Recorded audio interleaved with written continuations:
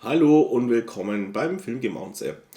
Eine Einheit US-Fallschirmjäger gerät in Italien in der Nähe des Ortes Reanato in einen Hinterhalt und wird komplett aufgerieben, bis auf den Soldaten Captain Turner, der in einem Baum hängen bleibt und bewusstlos und dort von einer Gruppe Kinder und jugendlicher Partisanen gefunden wird, die ihn in ihr Versteck bringen. Sie versorgen ihn, kümmern sich um ihn. Sie entführen sogar eine deutsche Ärztin, um ihn behandeln zu lassen. Und von fortan bilden beide Gruppen eine Zweckgemeinschaft, denn die Jugendlichen wollen Rache an den Nazis, die in ihrem Dorf ihre Eltern getötet haben. Und Soldat Turner muss weiter seinen Auftrag voranbringen, den hiesigen Staudamm in die Luft zu sprengen, um den Nazis hier vor Ort endgültig ein Ende zu setzen.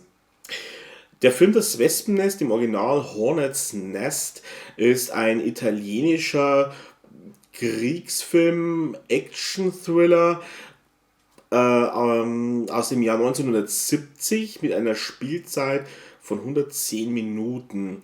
Wir haben in den Hauptrollen als Captain Turner den wunderbaren Rock Hudson, der hier übrigens im Verlaufe des Films eigentlich nur immer Soldat genannt wird. Und ich bin mir jetzt an der Stelle auch nicht sicher, ob der Name Turner überhaupt jemals von ihm selbst genannt wird. Also er nennt seinen Namen meines Erachtens nicht, aber er wird in den Credits aufgeführt. Wir haben die jugoslawische Schauspielerin Silva Koscina als die Ärztin Bianca. Wir haben einen Sergio Fantoni als Hauptmann von Hecht, ein Hauptmann der deutschen Wehrmacht. Wir haben den Anführer der Jugendlichen, Aldo, gespielt von Mark Colliano. Für die Regie war zuständig Phil Carlson und Franco Zirino. Und auch natürlich wichtig erwähnenswert die Musik von dem großartigen, unvergleichlichen Ennio Morricone. Das Wespennest ist ein Film, der durchaus sehr hart ist in seiner Vorgehensweise, fast schon verstörend wirkt in vielen Szenen. Ähm, Es ist auch ein Film, in dem Rock Hudson ein wenig wegkommt von seinem typischen, würde ich mal sagen, Klischee des harmlosen Frauenschwarms, den man gern von ihm in Filmen kennt, egal ob mit Doris Day in einer Komödie oder auch teilweise in seinen Western, obwohl es auch hier Ausnahmen gibt. Aber es ist sicherlich eine ungewöhnliche Rolle für ihn gewesen. Es ist sowieso ungewöhnlich, wie sie es geschafft haben, einen Hollywood-Star Rock Hudson für eine italienische Produktion zu bekommen. Aber am Ende war wahrscheinlich Geld der maßgebliche Faktor hier auch wieder. Er spielt einen Soldaten, der sein Ziel erreichen will, den Staudamm zu sprengen und dabei auch vorgeht mit allen Mitteln, die ihm zur Verfügung stehen und um jeden Preis, auch mit Gewalt. Er geht nicht zimperlich mit den Jugendlichen um. Hier werden auch mal ein paar harte Schläge ausgeteilt, denn er hat nicht Vielzahl. Der muss die Jugendlichen in schnellster Möglichkeit daran zu trimmen, dass sie wenigstens mit einer Waffe umgehen können. Am Anfang ziert er sich noch, die Jugendlichen mitzunehmen, aber es ist natürlich klar, es ist seine einzige Chance, seinen Auftrag durchzuführen. Ähm, Im Gegensatz dazu haben wir die Partisanen, diese Jugendlichen, die von dem Wortführer Aldo angeführt werden. Ein Mischmasch aus verschiedenen zerlumpten, dreckigen Kindern, die seit geraumer Zeit wohl in der Wildnis leben, versteckt vor den Nazis. Und man merkt den Jugendlichen an, dass sie wirklich traumatisiert sind. Sie sind regelrecht von Hass zerfressen, ein Hass auf die Nazis, die sie unbedingt töten wollen, um Vergeltung zu nehmen. Sie sind von Vergeltung und von Rache durchaus getrieben und auch das ist die Motivation der Jugendlichen hier, die auch wie Soldat Turner seinen Auftrag durchbringen will, auf jeden Fall ihr Ziel um jeden Preis durchbringen wollen. Hier haben wir dann auch eine Stelle im Film, wo es mal zu einem zum Gewissenskonflikt wäre der falsche Ausdruck, aber zu einer Diskussion kommt, welche dieser beiden Prioritäten höher angesetzt ist. Die Nazis zu töten, ein paar Dutzend, oder den Staudamm zu sprengen und um vielleicht dem Ganzen ein Ende zu setzen. Der Anführer Aldous, sehr großartig gespielt von Mark Colliano, ist eine sehr sture Figur, eine teils auch emotionslos wäre das falsche Wort, eigentlich eher das Gegenteil. Er ist sehr emotionsgeladen, er ist wütend, er agiert teilweise sogar hysterisch, er will unbedingt Rache für seine Eltern haben und das ist sehr, sehr gut von diesem italienischen Darsteller gespielt, der mir nicht bekannt war. Ich weiß, ich musste ihn mal verfolgen, ob er noch in weiteren Rollen tätig war, aber diese Rolle nimmt man ihm wirklich ab. Es ist sicherlich im Vergleich sogar auch zu Rock Hudson, der eher stoisch spielt in seiner Darstellung des Soldaten und sein Ziel ganz straight durchführt. Es ist bei Aldo eher immer eben sehr emotionsgelagert. Das Ganze ist, er versucht wirklich alle davon zu überzeugen, dass also sein Vorhaben das Richtige ist, und das wird im Verlaufe des Films auch Opfer bringen müssen. Ja. Ähm, Der Film ist insgesamt gesehen nicht besonders komplex aufgebaut. Das ist ein sehr straighter, ein sehr linearer Film. Im Prinzip ist es, man bildet eine Zweckgemeinschaft, man weiß, was das Ziel ist, was man vorhat, und dabei geht der Film eigentlich geradlinig von Anfang bis zum immer weiter zuspitzenden Finale darauf hin, das dann auch recht gekonnt umgesetzt ist, muss man sagen. Ähm, Es gibt immer wieder kurze Scharmützel-Action-Einlagen durch den, wenn man so sagen kann, den Antagonisten Hauptmann von Hecht, der hier auch eine relativ interessante Figur darstellt, weil die Figur durchaus nicht so eindimensional präsentiert wird, wie man das jetzt in anderen Filmen vielleicht kennen könnte, in denen die Nazis oft einfach die Bösen sind, ganz klar. Also wir unterscheiden hier zwischen klassischen Bösewicht und wir reden von Antagonist. Ein Antagonist ist eine Person, die seine eigenen Ziele verfolgt, wenn der Bösewicht einfach nur böse ist, des Böseseins willen.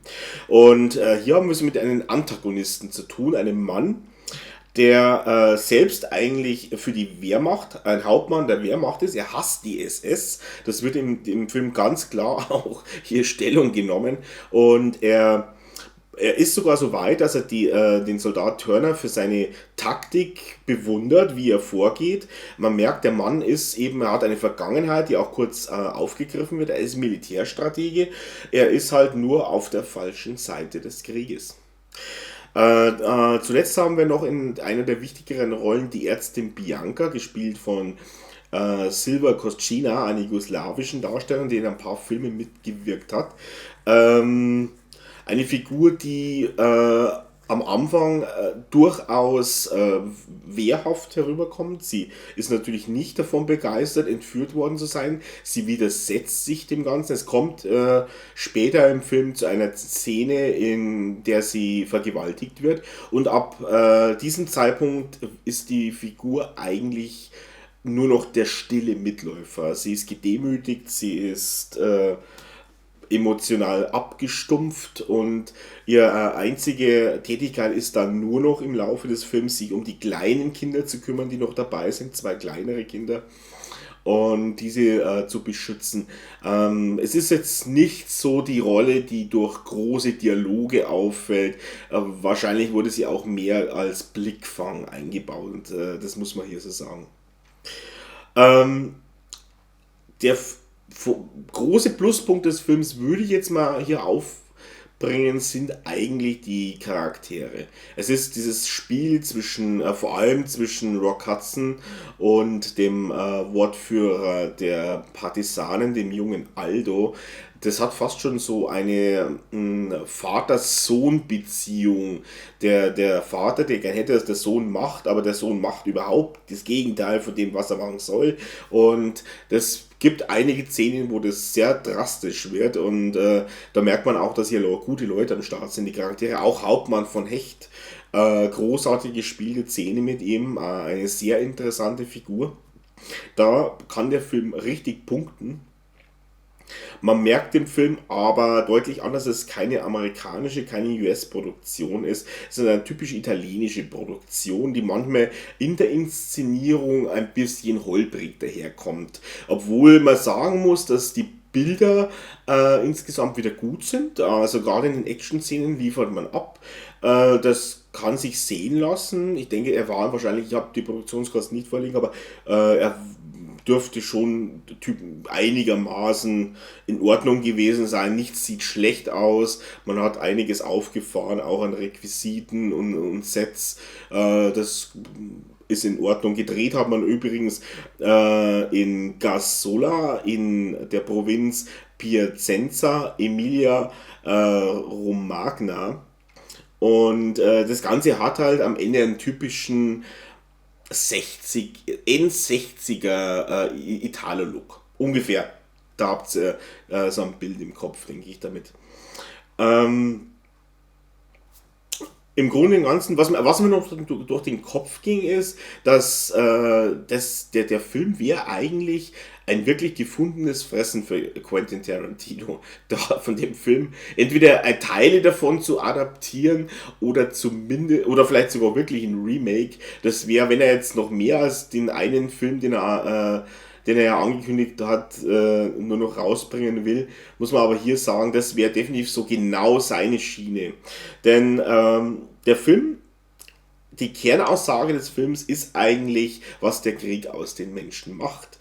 Zu welchen Taten er die Menschen hinführt, welche Fehler sie begehen und wie sie diese dann später natürlich auch bereuen werden. Das ist so würde ich sagen, die Kernaussage des Films und das ist eigentlich auch gut dargestellt zu einem gewissen Maße.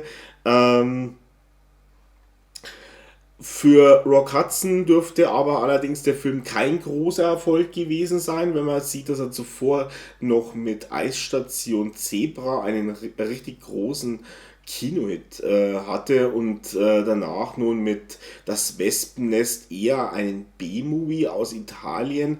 Naja, war wohl einfach eine Entscheidung, die auf dem Weg lag. Man hat sie mitgenommen, aber wo stehen wir dann bei dem Film? Ich würde sagen, der Film ist durchaus interessant für Leute, die Rock Hudson mal in einer anderen Rolle sehen wollen oder allgemein Rock Hudson gerne in Filme sehen. Da bekommt er auf jeden Fall geliefert. Und er ist für Leute, die gerne Kriegsfilme sehen aus dem Zweiten Weltkrieg, an solchen Themen interessiert sind, vor allem mal vielleicht ein obskureres Setting im Zweiten Weltkrieg sehen wollen, ist der Film vielleicht auch mal ganz durchaus interessant. Es ist kein Meisterwerk, bei weitem nicht, aber er ist, sagen wir mal, anständig inszeniert. Er hat gute Charaktere und das Setting ist für einen Kriegsfilm fast schon wieder ungewöhnlich. Da gebe ich dem Film dann 6 von 10 Punkten und ich glaube, damit kann ich ganz gut leben, ja. So, das wäre es dann auch an der Stelle mit dieser Review.